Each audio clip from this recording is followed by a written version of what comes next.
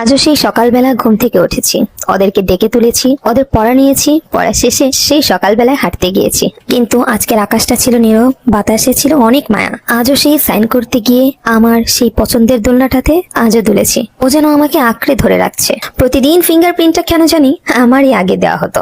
আর সাইনের কথা বলবো, অনেকের সাইন এত সহজ ছিল যার কারণে সেটা আমি মাঝে মাঝে দিয়ে কভার করে রাখতাম। জানি এটা ভারী অন্যায়, স্যার মাফ করবেন। সাইন করার পর প্রতিদিনের মতো আজকেও বাইরে একটু হাঁটাহাঁটি করা মিস হলো না। সকালের খাবার, কলিজার টুকরাদের নিয়ে ক্লাসে বসা, আমার সাইন ওদের হাতে দিয়ে ওদের আবদার রাখা, বাচ্চাদের মিষ্টি দুষ্টুমি সবই আগের মতনই আছে। তবে আজকের ক্লাসটা যেন শেষ না হোক, সময়টা যেন থেমে যায়। কিন্তু না, আল ওয়াক্তু ইয়ামশি লা ইয়াজরি আবাদান। সময় কখনোই কারোর জন্য অপেক্ষা করে না। প্রতিটি সূর্যোদয় যেমন এক নতুন সকাল নিয়ে আসে, তেমনি জীবনের কিছু অধ্যায় শেষ হয় নতুন কোনো স্বপ্নের দরজা খোলার জন্য। আজ আমি বিদায় নিচ্ছি সেই জায়গা থেকে যেখানে আমার হৃদয় গড়ে তুলেছিল অগণিত মায়ার সম্পর্ক। কলিজার টুকরা, প্রিয় সহকর্মী, সবাইকে ছেড়ে আজকে আমার যেতে হচ্ছে। তোমাদের ভালোবাসা, দোয়া আর মায়ায় আমার প্রেরণা হয়ে থাকবে এই নতুন যাত্রার প্রতিটি পদক্ষেপে, ইনশাআল্লাহ। খুব ভালো থাকো কলিজার টুকরারা।